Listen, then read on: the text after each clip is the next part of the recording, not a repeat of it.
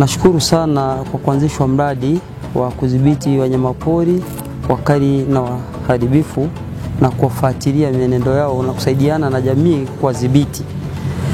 Na nashukuru kwa ushirikiano wa halmashauri ya wilaya ya Serengeti kutuanzishia timu. Kwa ushirikiano wao mkubwa tunapewa vifaa kwa ajili ya kusaidia jamii kwa ushirikiano mkubwa na jamii. Mfano, tulipewa kifaa cha kukusanya taarifa ambayo ni simu. Tunakusanya taarifa na kutoa taarifa sehemu husika, na tunazidi kupokea vifaa buti kwa ajili ya uwepesi wa kulinda miguu, kusaidia jamii na kusaidiana nao, na tumepewa raincoat kwa ajili ya kujikinga na mvua wakati wa mvua, muda wanahitaji jamii kushirikiana nao kutatua matatizo ya wanyama wetu wakali na waharibifu. Hii ni changamoto ambayo ipo ndani ya hifadhi yetu, na sisi ni wahifadhi lazima tukubali kukabiliana na changamoto hizo.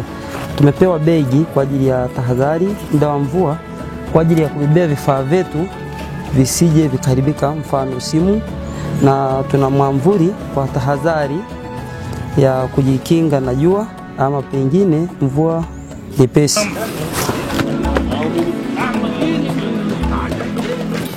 Wametupa mafunzo ya Kakoba, jambo ambalo baada ya wao kutupa hayo mafunzo sisi yametusaidia sana. Kwa mfano leo kikundi cha kikosi kazi Nyichoka tunayo mizinga 52 ambayo inatupa faida kwenye kikundi, na vile vile tumepata uwezo na elimu ya kutosha, tunajiendesha katika mfumo wa kuweka hisa. Kwa hiyo tumekuwa na mafanikio makubwa sana.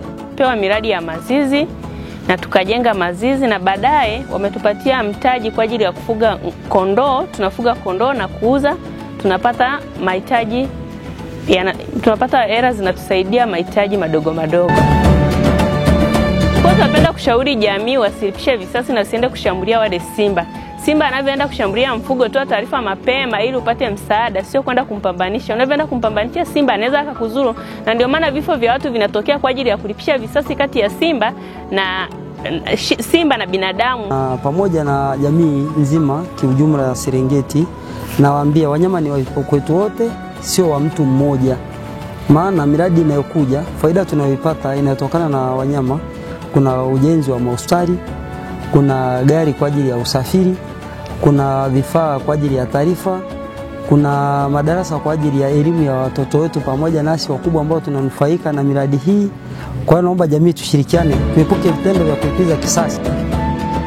Tuko ofisi za kijiji za Anata, ikiwa ni mwendelezo wa mkakati wa kukutana na hawa vijana wanaokusanya matukio ya wanyamapori wakali na waharibifu kutoka vijiji mbalimbali, kuanzia kule Robanda hadi kijiji cha Iharara ambapo viko vijiji 22. Tumeongeza vijiji 4 sasa, kijiji cha Miseke, Rwamchanga, Kazi na Bonchugu. Lengo la kukutana nao ni kuwajengea uwezo na namna nzuri ya kukusanya na kutoa taarifa za matukio yanayosababishwa na wanyamapori wakali na waharibifu.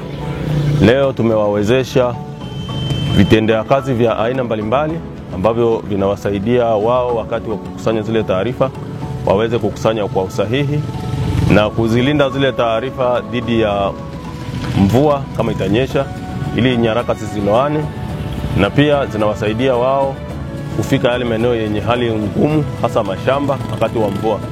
Kwa hiyo wamepewa vifaa tofauti zikiwemo miavuli, raincoat, rainboot, buti ngumu zile kwa ajili ya kutokuchomwa na miba, pamoja na gloves za kuzuia wakati wa mvua.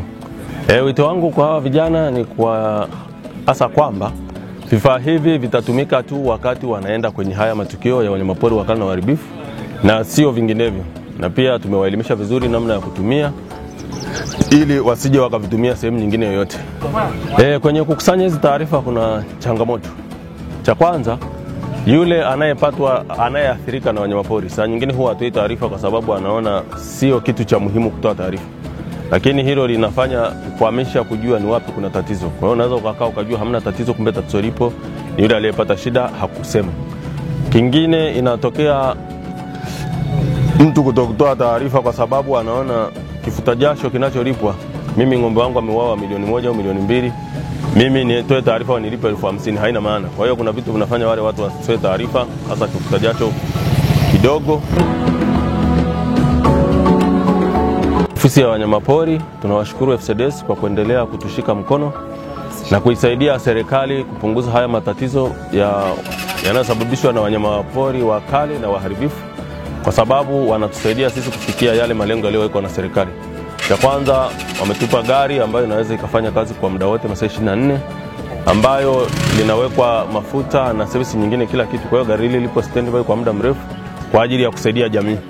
Kwa hiyo kile wanachokifanya, wanajisaidia sana jamii, hasa kupunguza matukio yanayosababishwa na wanyama wakali